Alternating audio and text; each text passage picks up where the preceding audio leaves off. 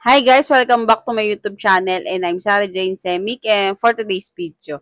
So kung makikita nyo po sa ating thumbnail, yung gagawin po natin is yung bagong update sa ating mga messenger. And kung interesado kang gawin yan, kung malaman kung ano yon, keep on watching. And kung bago pa lang sa aking channel, huwag mo kalimutang mag-like and subscribe. And click mo yung bell para updated ka na nga sa mga video na i-upload natin. And simulan natin agad pagkatapos ng aking intro.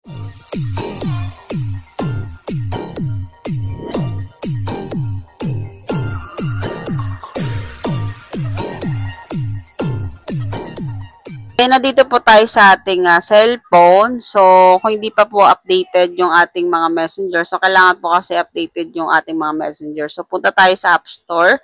Then, messenger.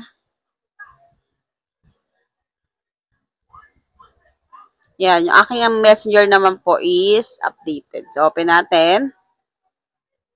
And dito po sa ating messenger, hanap lang po tayo ng isang kachat po natin na sasampulan po natin.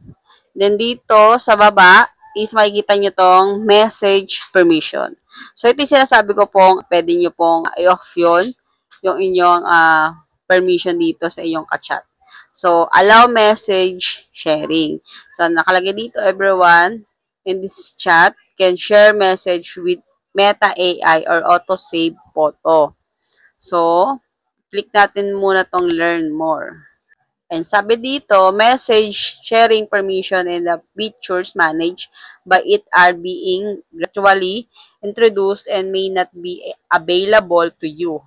Message sharing permission are not available for some types of chats, including marketplace, chats, or community chats. So, hindi siya available kung nasa marketplace ka or nasa community chats ka. Sa mga, sa mga page, sa mga Facebook, sa mga group page, ayan, hindi siya available. So, you can limit the ways message and content are shared outside of your messenger chats by managing the chat's message sharing permission. When message sharing permission are turned off in a chat, people in the chat can use AI pictures that involve sharing message with Meta AI or auto-save photo. So, yun nga, kapag naka-off po yung message permission natin, is kapag, for example, nag-send po kayo ng photo doon sa na-off nyo pong sharing permission. So, hindi niya po yun ma-auto-save photo. Hindi niya basta-basta masasave po yung photo na sined mo sa kanya. And hindi rin allow kapag nag-share siya ng photos sa iba niyang ka-chat. So, dito sa baba, ang sabi dito, in chats with one other person, anybody in the chat can turn this permission on or off. So, kahit sino sa inyo, pwede nyo i-on or off yung message permission. In group chat, only admin can turn this permission on or off. So, sa mga group chat, meron din po, pwede nyong i-turn off yon yung message permission na yon. And admin lang yung pwedeng mag-turn on or off nun. So, turn off message sharing permission in a chat on Messenger. From your inbox, open a chat on Messenger. Type the name of the chat at the top. Below privacy and support, tap message permission. Tap the toggle next to allow message sharing. To turn off message sharing, tap it again to turn it on. If you turn off message sharing, the option to auto-save photo will also be turned off. So, kapag naka-auto-save photo kayo, is auto turn off na rin po yun. So, hindi nga ma-auto-save. Once na nag-send po kayo ng pictures doon sa ka-chat nyo, so hindi po siya ma-auto-save. Hindi niya po agad masasave yun.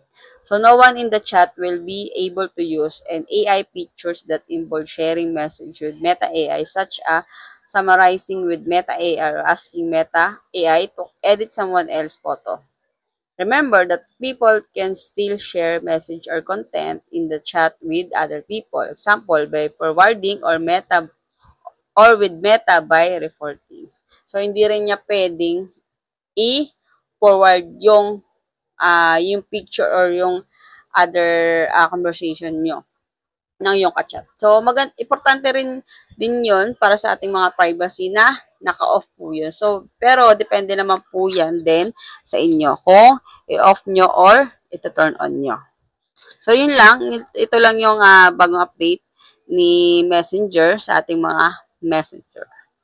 So, kung nagustuhan mo itong update niya, mag-comment ka sa ating comment section. And that's all for today's video. Yung ginawa nating tutorial ngayon is isa rin yun sa mga safety natin sa Messenger para sa mga kachat natin na hindi naman natin kilala and hindi natin in case na may ma-send tayong picture is papoprotektahan pa rin tayo ng ating mga privacy kasi hindi naman niya basta-basta yung mapo-forward sa iyo. Kung nagustuhan mo itong video natin ngayon, bigyan mo ako ng like and mag-comment ka sa ating comment section kung may iba ka pang tanong and pwede mo tong i-send din and forward sa mga kakilala mo na kailangan din ito.